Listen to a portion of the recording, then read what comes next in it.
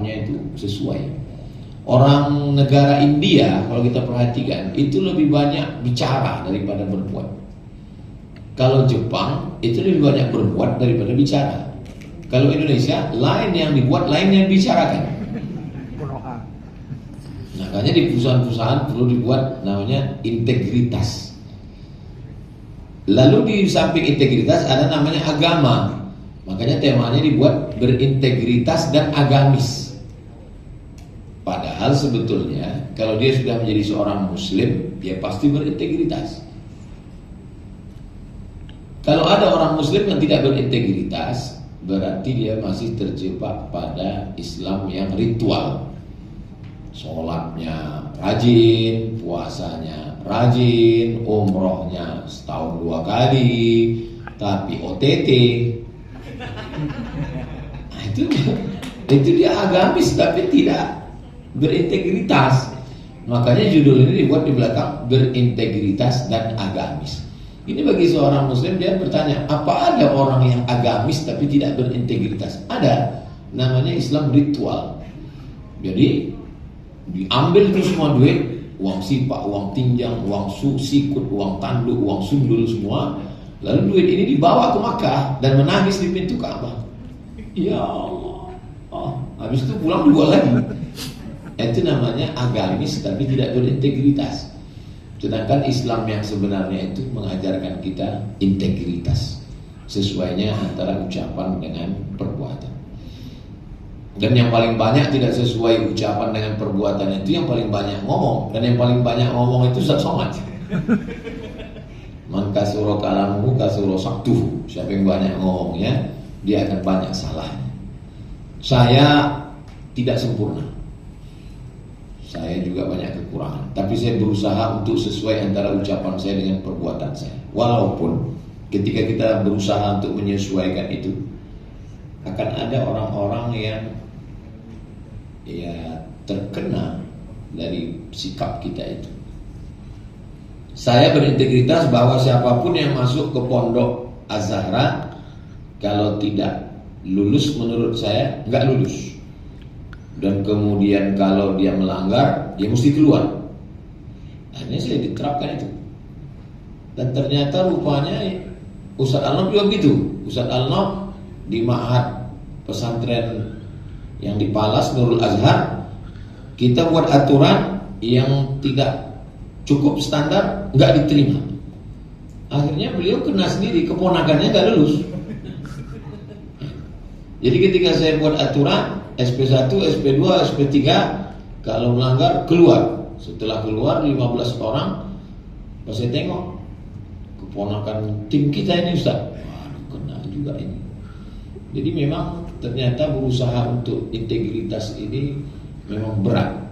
Dan saya pun berani bicara ini karena di tengah keluarga besar Riau Petroleum yang saya tahu orang-orangnya berintegritas. Kalau tabligh akbar berat juga saya menyampaikan ini. Nah, jadi saya pernah menjenguk jamaah kita di ruang ICU Rumah Sakit Arifin Ahmad. Selesai menjenguk, kami pun makan siang. Ustaz dari mana? Kata jamaah. Saya bilang saya dari Rumah Sakit Arifin Ahmad. Menjenguk siapa? Menjenguk Bapak Fulan di ruang ICU. Oh, itu orangnya berintegritas Pak Ustaz. Dulu pernah dia jadi kepala dinas. Kami datang ke kantornya bawa duit 1 koper. Kasihlah proyek itu ke kami Pak. Kami tahu anak Bapak kan sedang kuliah di Australia. Kata dia, bawa duit kalian itu. Saya tidak mau ngasih anak bini saya duit haram. Jadi ternyata dikenang orang. Saya heran, bapak-bapak ini orang pengajian, agamis. Bapak dulu pernah nyogok, saya bilang. Itu waktu masih jahiliyah Pak Ustaz. Jadi mereka berintegritas itu belakangan setelah pensiun. Banyak orang yang kalau udah cerita integritas itu di masjid. Di masjid semua orang berintegritas karena tidak ada yang mau dikorupsi kan. Nah, berintegritas itu di kantor. Makanya tepat betul tema ini, ngajinya di hotel di tengah orang-orang yang direktur-direktur aktif dan judulnya integritas. Memang tepatnya begini. Ada sekarang pengajian yang salah. Ngajinya di masjid sama orang pensiun, judulnya integritas. Di kantor dengan orang yang aktif malah ngajinya sabar. Marilah kita sabar. Sabar itu untuk orang yang udah mau mati. Kalau untuk yang masih aktif ini, iya, integritas. Ada seorang perempuan, suaminya pulang bawa duit, lalu dia katakan, kalau duit ini halal, ahlan wa sahlan. Tapi kalau duit ini haram, bawa keluar. Kami tidak mau makan haram. Biarlah kami makan sekali sehari, tidur beralas koran, asalkan halal dan berkah. Itu dalam sinetron religi. Dalam kenyataan memang agak berat. Siapa yang mendidik kita berintegritas itu? Kalau saya pribadi, integritas itu yang pertama menanamkannya ibu, ayah. Ibu yang paling dekat, setelah itu ayah. Jadi waktu saya pulang tahun 2008 bulan Agustus, 2009 sebulan saya pulang, keluarlah berita di Riau Pos penerimaan CPNS dosen. Di hari yang sama penerimaan juga penyuluh. Penyuluh atau dosen? Penyuluh atau dosen? Saya tanya mak saya, ikut tes penyuluh apa dosen? Kata mak saya, kok S2 bagus dosen, penyuluh itu S1. Berarti tak terpakai ijazah S2. Iya juga, dan saingannya tak banyak kata dia. Saya masuk S2. Lalu kemudian tes berkas lulus, tes potensi akademik lulus, tes ngajar lulus, bahasa Arab, bahasa Inggris lulus. Tinggal 2 orang lagi yang akan lulus jadi dosen ini. Dan ini yang paling menentukan, kita akan audisi dengan guru-guru besar UIN. Nah, di situ baru datang tawaran. Kata kawan saya, ayo kita silaturahim dengan Pak Wakil Rektor. Jelaskan, ini Abdul Somad, S1 Al-Azhar, S2 Maroko. Mudah-mudahan nanti hati dia tergerak untuk meluluskan. Bertarung antara idealisme dengan kepentingan. Idealisme, ya saya ini kan ustadz, tapi dalam diri kalau nggak lulus ini nanti gimana? Sementara calon mertua kan menginginkan PNS. Nah, jadi pertarungan batin ini luar biasa. Kata ibu saya, kalau kau lulus jadi dosen gara-gara cakap kau itu, gara-gara kau bilang sama dia, aku S1 Mesir, S2 Maroko, lalu dia terpukau dengan cakap kau itu. Sementara saingan kau itu ilmunya lebih hebat sebetulnya, cuman dia tak pandai bercakap. Dan lulus kau gara-gara lobby itu, makan haram kau. Lama saya itu. Waktu itu kita pulang itu yang haram pun payah. Kan? Tapi ibu saya memang, kalau kau lulus, lulus karena Allah, di situ rezeki kau. Kalau kau tak lulus, rezeki tak berpintu. Jadi saya dikuatkan dengan omongan dia. Tak jadi saya datangi guru besar UIN. Satu pun tak ada saya datangi. Saya ikut saja tes itu dan lulus. Dan memang betul lulus UIN itu memang untuk dia. Meninggal dia 2019, keluar juga saya dari UIN itu. Memang betul-betul itu memang doa dia dan integritas yang dia ajarkan ke saya. Jadi kalau kita mau, kunci pertama itu adalah ibu. Saya jumpa dengan seorang kejaksaan tinggi tingkat provinsi di salah satu daerah. Kata dia, paling banyak tawaran ke kami ini Pak Ustaz. Terus saya tanya, Bapak tamat pondok pesantren? Enggak, sekolah saya umum. Siapa yang menanamkan itu ke dalam diri Bapak? Kata dia, ibu saya. Ibu saya katakan, kau jangan makan haram, rezeki dari Tuhan. Nah, jadi bapak-bapak kalau mau anaknya berintegritas, carilah perempuan-perempuan yang berintegritas seperti perempuan-perempuan yang ada di ruangan ini. Ini husnuzon saya yang nggak tahu juga isinya.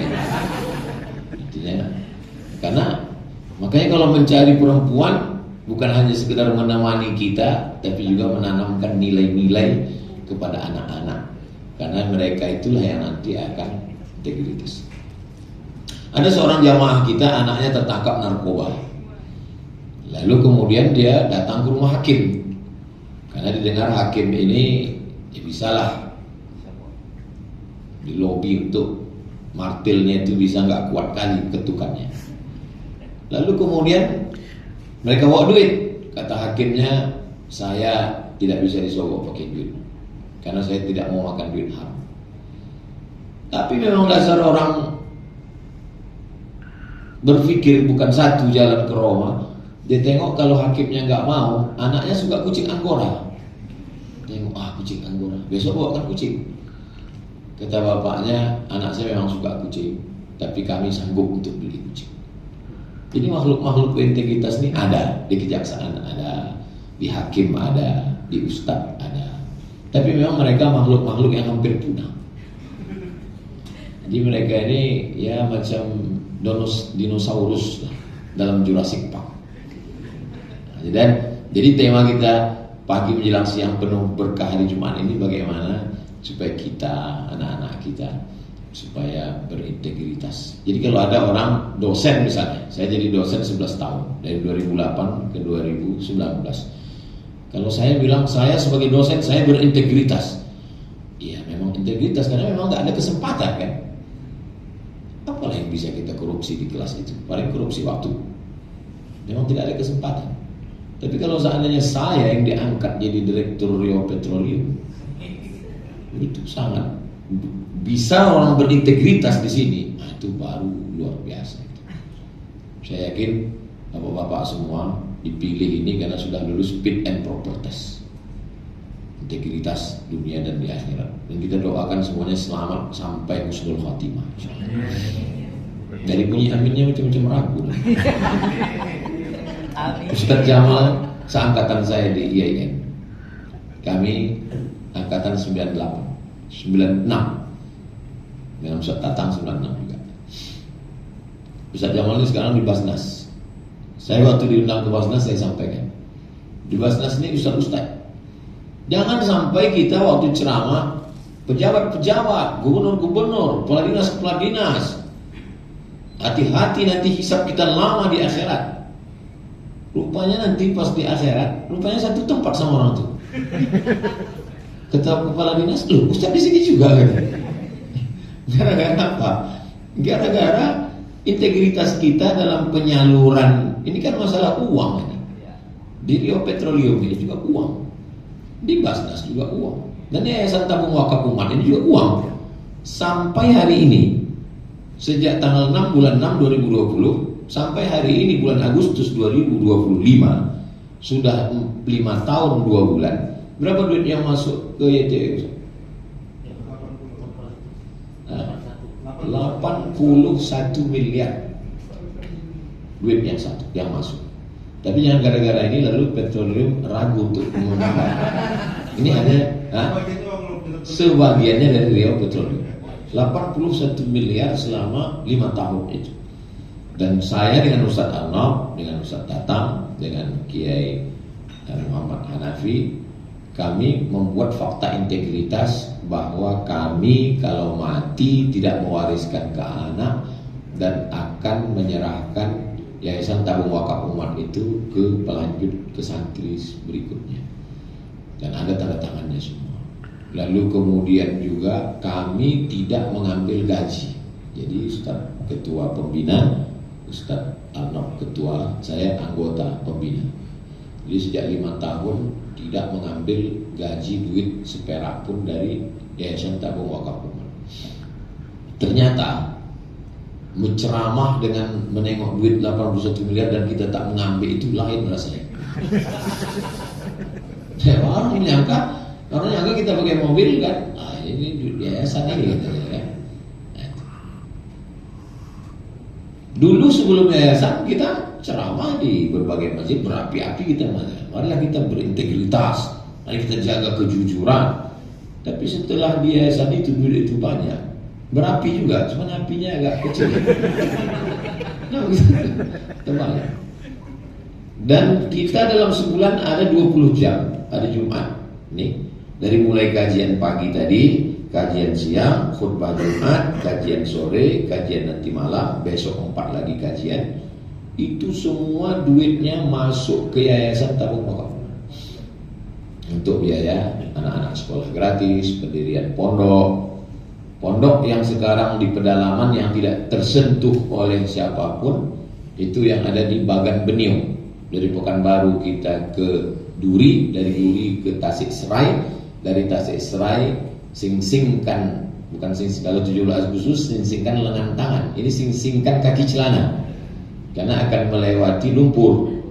Mobil nggak masuk, cuman bisa jalan kaki menuju sampan. Habis itu baru kita naik sampan, melewati hutan biosfer, lalu masuk ke Sungai Siak, sampailah kita ke Bagan Benio.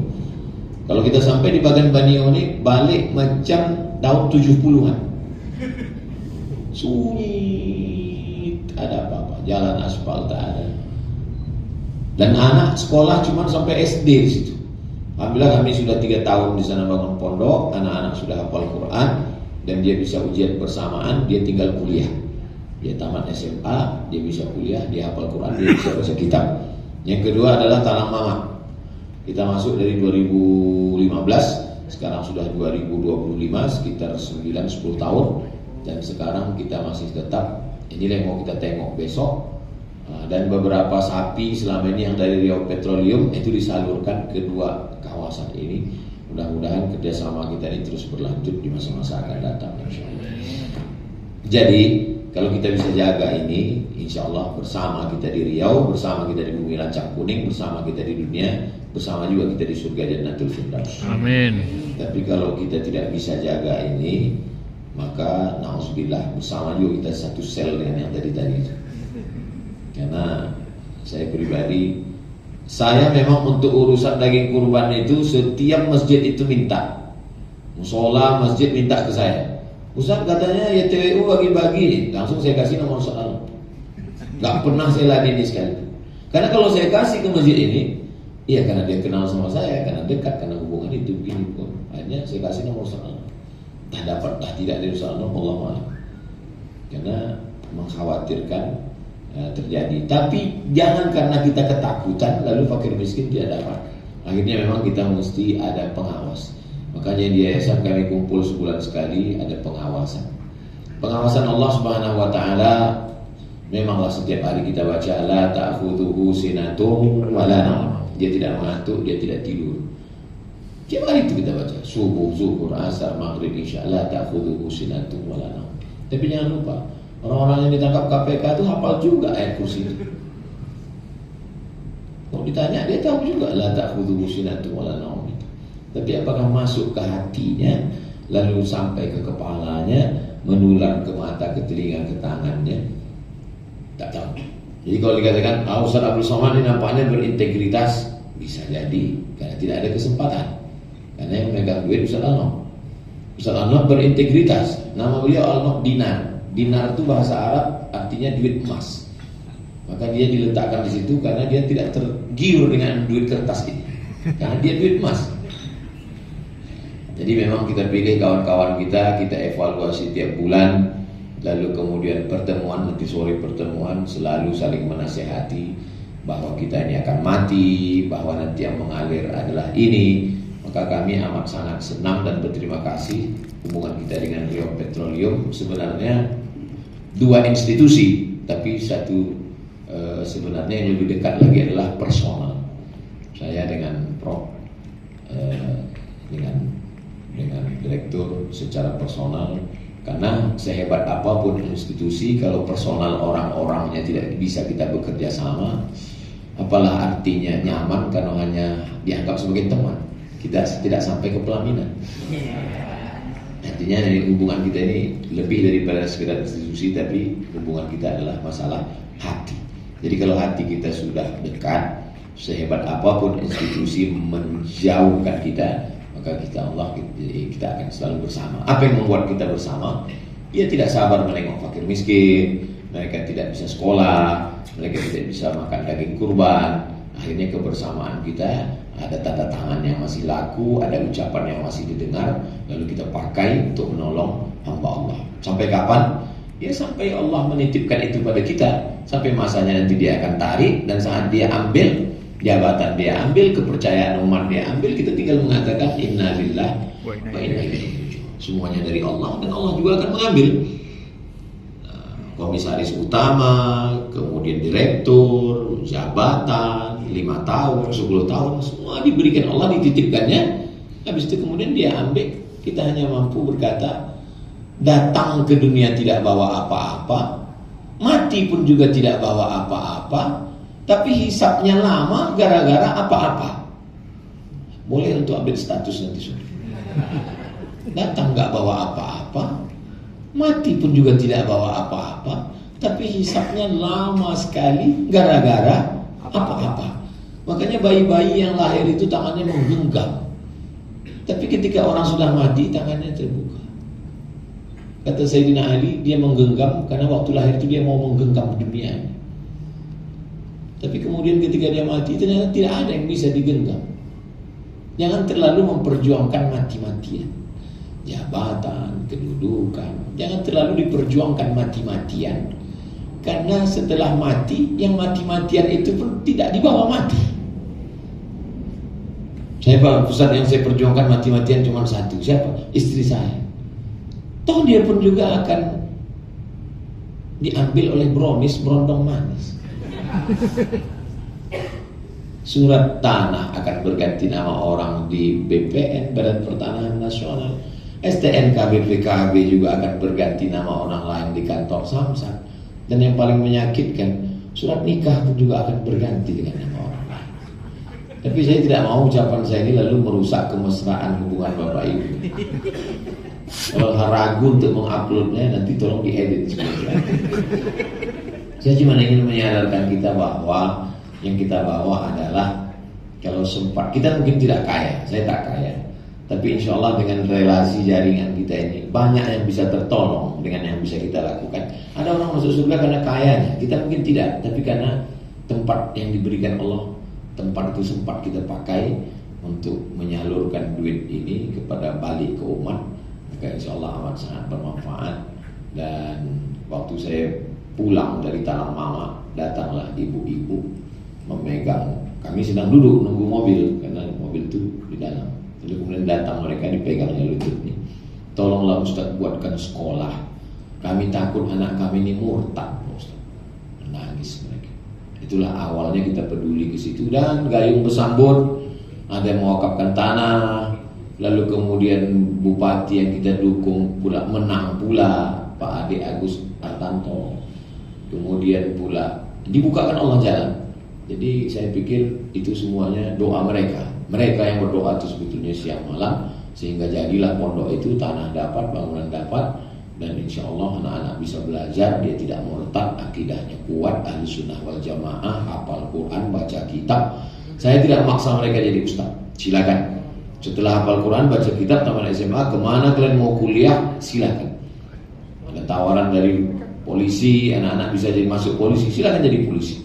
Ada dari tentara, anak-anak bisa jalur tentara khusus, silakan. Jadi dokter spesialis, silakan. Karena sebetulnya semua jalur ini hanyalah innallaha idza ahabba 'abdan ista'malahu. Allah kalau sayang kepada hamba, dipakainya hamba itu. Sama macam kita punya cincin 10, mana yang kita paling sayang, itu kita pakai. Begitu juga dengan Allah. Allah kalau sayang daripada hambanya, dipakainya hamba ini. Dipakainya untuk apa? Untuk menolong agamanya. Nah, jadi mungkin ada yang bukan kiai, bukan ustaz, bukan ulama, tapi dia menolong agama Allah dengan jabatannya, maka sesungguhnya dia juga sedang dipakai Allah Subhanahu wa taala untuk menolong agama ini. Apa janji Allah? Intan surullah, kalau kau tolong agama ini, yansurkum, maka Allah akan menolong kamu. Supaya pelajar-pelajar dan wali-wali murid tadi ingat bahwa, maka saya sebutkan tadi, harimau mati meninggalkan belang, gajah mati meninggalkan gading, manusia mati meninggalkan nama. Saya sebutkan SMA Negeri Plus, kemudian Fakultas Kedokteran Unri, kemudian Politeknik Kaltek. Itu adalah 3 serangkai. Ini hulunya, ini hilirnya. Tamat dari SMA Negeri Plus ini nanti anak-anak bisa masuk jadi dokter spesialis. Dan bagi yang tidak mau jadi dokter bisa masuk ke teknologi politeknik, supaya mereka bisa masuk ke Chevron, ke Caltech, ke Pertamina, ke perminyakan. Karena Riau hebat, jangan sampai orang Riau malah menjadi tamu di negeri sendiri. Kita sendiri tidak bertapak di rumah kita. Dan itu pikiran itu adalah dari salah satu donatur kita di Yayasan Tabung Wakaf Umat, yaitu Pak Saleh Jasim. Pak Saleh memberikan tanahnya, lalu kemudian kita membuat preschool di situ. Dan anak saya ada di situ preschool. Saya dulu tak tahu tak apa preschool. Belakangan baru saya tahu lebih banyak pre-nya daripada school. Khusus anak saya aja, anak orang lain datang, anak saya yang masuk. Dia jadi minta iklan aja. Nah, sudah datang buat video di share. Nah, jadi memang semuanya bermanfaat, alhamdulillah. Agaknya itu yang dapat saya sampaikan terkait tentang integritas dan agamis. Mudah-mudahan kita tidak terjebak pada agamis yang religius tapi tidak berintegritas, tapi tidak juga bisa dibalik. Yang penting integritas, nggak penting kok nggak sholat, yang penting integritas. Nggak bisa juga begitu. Jangan dibalik. Untuk apa rajin sholat, haji, umrah kalau nggak integritas? Kita dua-duanya berintegritas tapi juga melaksanakan ritual ibadah. Ada beberapa pertanyaan tadi yang mesti saya jawab. Yang kemana-mana kita lanjutkan setelah yang satu.